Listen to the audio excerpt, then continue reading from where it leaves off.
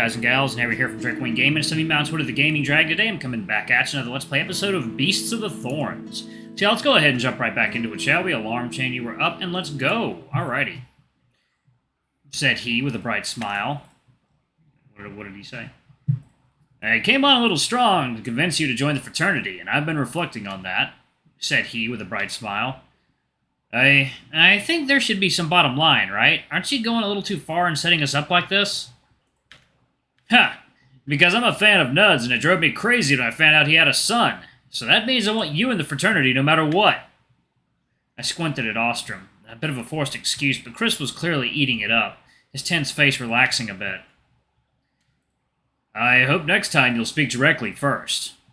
Ostrom smiled sadly. That's my bad habit. My hands started moving before my mouth speaks. I'm really sorry. Shouldn't you show some sincerity since you've caused us so much trouble?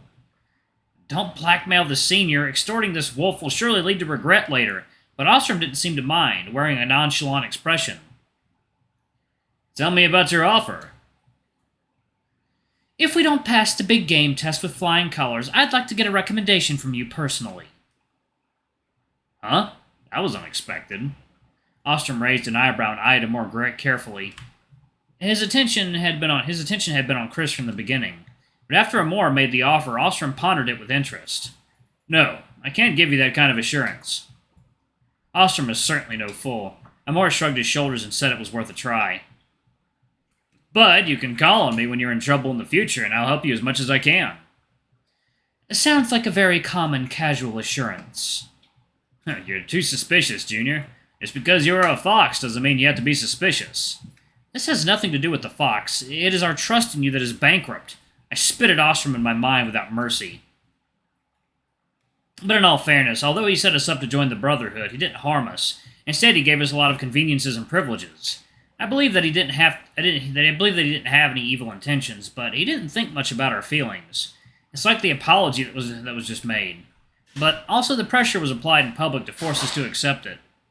I'm beginning to realize what Lucas said about Ostrom, that this big wolf lacks some common sense, some of the traits that are expected of a normal human being. But as a sign of sincerity, I will do my best to let you pass the threshold of the Great Hunt. If you're free these days, I can arrange a site survey and show you where it's easiest to hunt prickly birds. Amor looked at me as well as Chris, and it seemed like the best compensation we could muster. Amor extended his paw to Ostrom, and the two shook hands to seal the deal. Suddenly Bjorn came panting. Boss, you gotta come see this! Ostrom, puzzled, followed Bjorn outdoors, and we followed him curiously.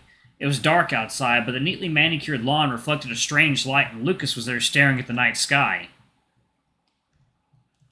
So you know.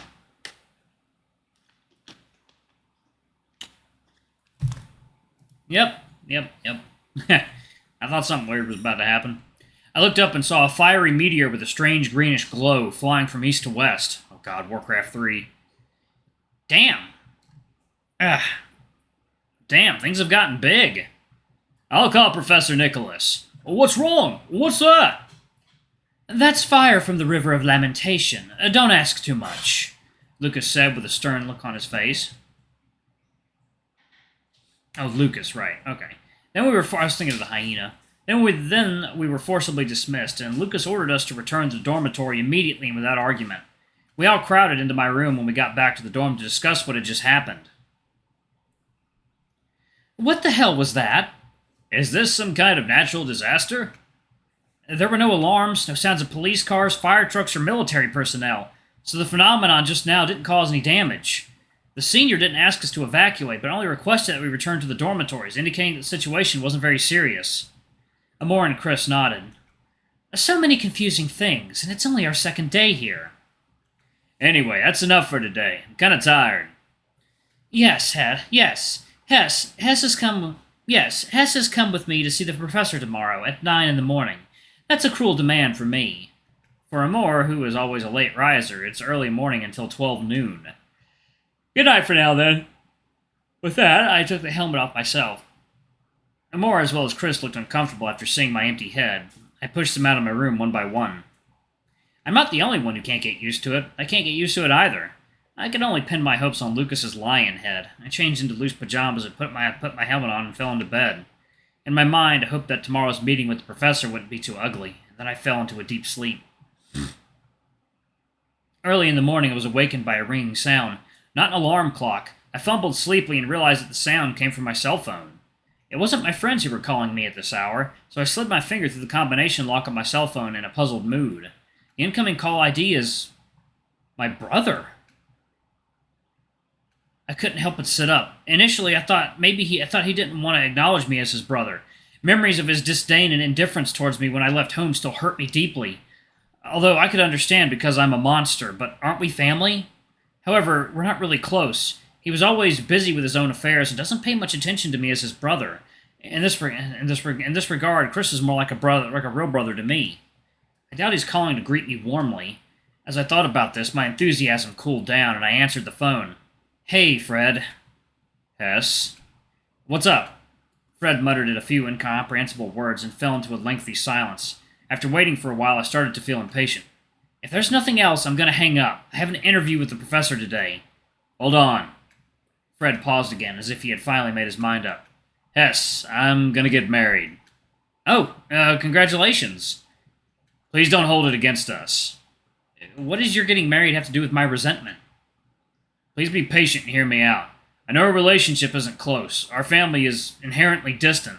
My parents are obsessed with pursuing success. They projected their unfulfilled dreams onto both of us brothers, treating us as extensions of themselves, demanding that we live according to their plans, hoping we'll help them achieve their dreams." Sounds like terrible parents.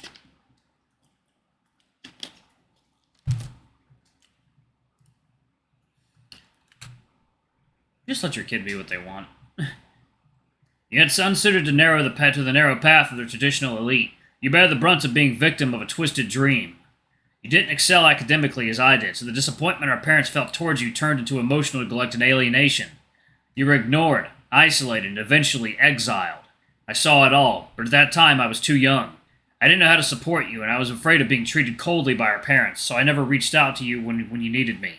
I'm sorry." "What's the point of talking about this now?" Fred was silent, as if he's choosing the right words. "Hess, you've been disowned from the family lineage by our parents. After you were discovered to be a throwback monster, they blamed each other for having faulty bloodlines.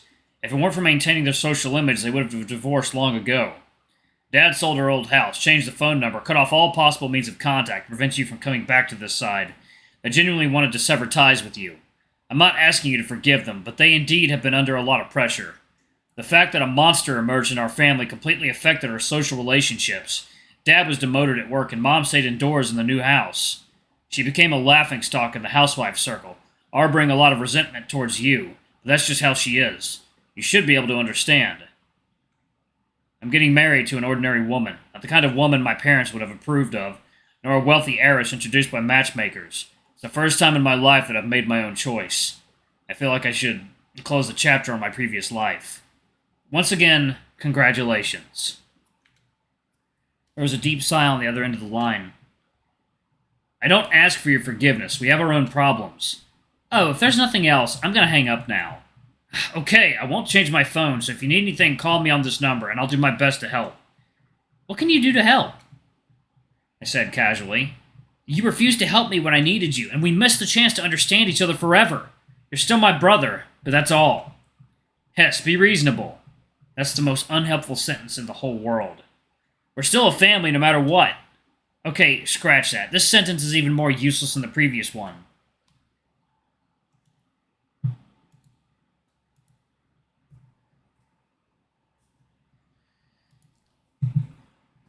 "I didn't come here to argue, just, that's it."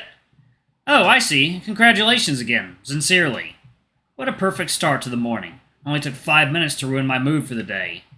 I glanced out the window, the day barely breaking, thick fog blocking out the sunlight, only a faint glow seeping through the curtains.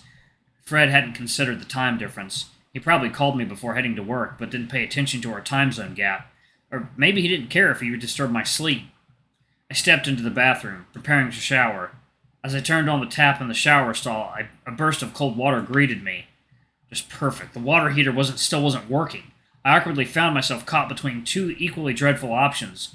being frozen by the water or chilled by the air. Despite it being summer, the early morning chill outside was bone-piercingly cold with an eerie coldness. Half drenched, the water accelerated the spread of the chill, but I couldn't help but shiver. I clumsily dried myself off. However, the shock of the cold water had fully awakened my brain, as the gears of my thoughts began to turn. I felt the rage building up inside me. The reflex arc is really long, huh? I chuckled bitterly, taking a deep breath, trying to suppress the rage with nowhere to vent. I needed to do something to shift my focus.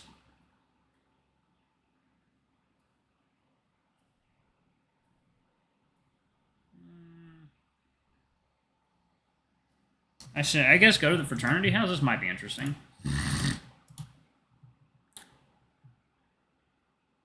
Hopefully this is Chris. The morning light pierced through the mist and colored the sky a silvery pink. The top of the tower in the forest behind the fraternity house was the first to receive the sunlight, and as if it were some sort of beacon, it stood out against the still dark sky. There were only very few magical creatures active on the campus. In the light and mist, I used the tower as a reference to determine my direction and walk towards the fraternity house. As I reached the fraternity house's shadow, which was clearly visible from the forest edge, I saw a couple of large bears stretching in front of the gate, probably getting ready for a long run. The leader of the group, however, was an artifact, Bjorn. The sharp-eyed fake bear spotted me and enthusiastically waved at me, signaling me to come closer. "Good morning, Hess. I didn't expect you to be not only talented, but also hard-working. Physical fitness is crucial in the wild hunt. Let's run 30 laps around the campus together." Let me go back. Oh, hold on. There we go. Okay, let's take a walk around campus.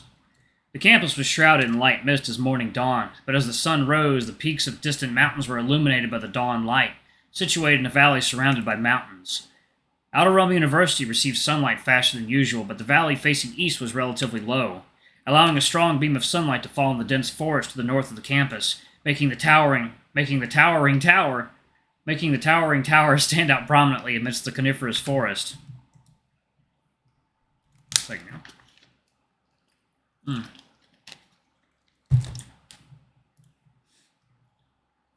In the hazy morning light, some people were already active.